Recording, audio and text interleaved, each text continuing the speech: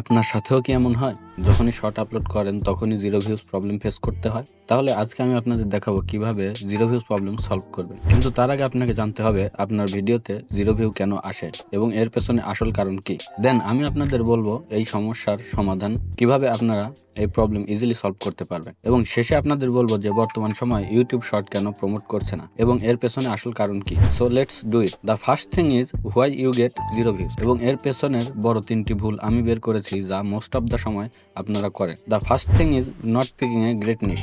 দেখেন, আপনার চ্যানেলের জন্য একটি ভালো নিশ হওয়া সবচেয়ে জরুরি, বাট আপনারা বেশিরভাগ সময় ওইসব নিশ নিয়ে ভিডিও বানান যেখানে কম্পিটিশন অনেক বেশি। So think about it. আপনাকে এমন নিশ সিলেক্ট করতে হবে যেখানে কম্পিটিশন অনেক কম। আর যদি আপনাদের নিশ সিলেক্ট করতে প্রবলেম হয় তাহলে আমি এই ভিডিওর সামনে কিছু নিশের কথা বলবো যেগুলো দিয়ে আপনি চ্যানেল শুরু করতে পারেন। The second reason is your channel. Most of the time যখনই আপনারা একটি চ্যানেল ক্রিয়েট করেন সেদিনে ভিডিও আপলোড করে দেন। আপনাদের মাথায় যে কি চলে বুঝি না। কমপক্ষে 48 ঘন্টা লাগে ইউটিউব আপডেট হতে। যখনই আপনারা চ্যানেল খোলেন ওই চ্যানেল আপডেট না হতে আপনারা ভিডিও আপলোড করে দেন। তাহলে আপনারাই বলেন, যদি আপনার ভিডিও অ্যালগরিদমের কাছে যেতেই না পারে তাহলে অ্যালগরিদম তাহলে ভিডিও পুশ করবে কারো কাছেই না, কারণ আপনার চ্যানেল আপডেটই হয়নি। And most of the time আপনারা এটাই করেন। চ্যানেল ক্রিয়েট করার পর আপনাকে অ্যাটলিস্ট 3 দিন ওয়েট করতে হবে এবং ভিডিও আপলোড করতে হবে। The third reason is algorithm and reupload video. আপনাদের ভেতরে মোস্ট অফ দ্য পিপল আপনারা অ্যালগরিদমকে দোষ দেন, বলেন যে ভাই অ্যালগরিদম আমাদের সাহায্য করে না, ইউটিউব তো ভাগ্যের খেলামাত। But that's not true.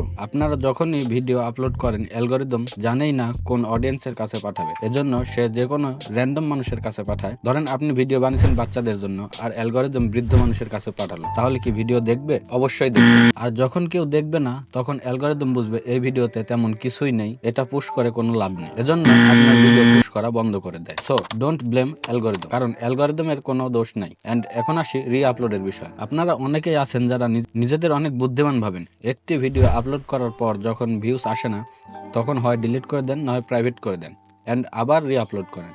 হ্যাঁ, এতে আপনার ভিডিওতে কিছু ভিউ হয়তো আসবে, বাট আপনার চ্যানেল ফ্রিজ হয়ে যাবে। আপনারা অনেকেই আছেন যারা বলেন যে ভাই আগে আমার ভিডিওতে অনেক ভিউ আসতো বাট এখন zero view.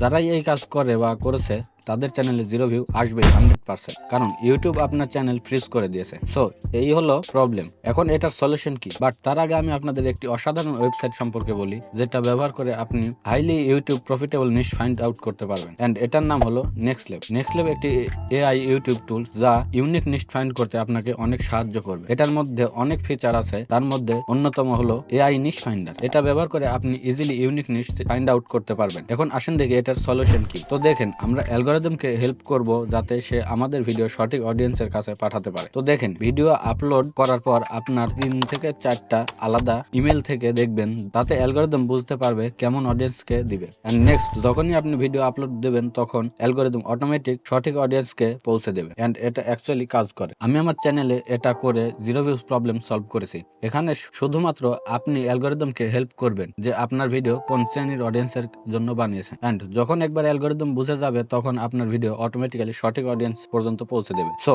You have to help algorithm, then algorithm will help you. That's it. And এবার আসি তৃতীয় নাম্বার প্রশ্ন, ইউটিউব কেন আমাদের ভিডিও পুশ করে না? দেখেন, আপনি মানেন আর না মানেন, এখনকার সময় শুধুমাত্র ইনস্টাগ্রামে অনেক শিফট হচ্ছে। ইউটিউব শর্টে অতটা ট্রাফিক নাই কম্পেয়ার টু ইনস্টাগ্রাম রিলস। এটা আমি এমনি বলছি না, আপনারা অনেকেই most of the time TikTok, ইনস্টাগ্রামে রিলস দেখেন আর ইউটিউব শর্টে ট্রাফিক কমে যাচ্ছে, এন্ড এটাই আমার মনে হয় মেইন রিজন। আপনাদের কি মনে হয় তা কমেন্টে বলে যাবেন। ধন্যবাদ। Yeah.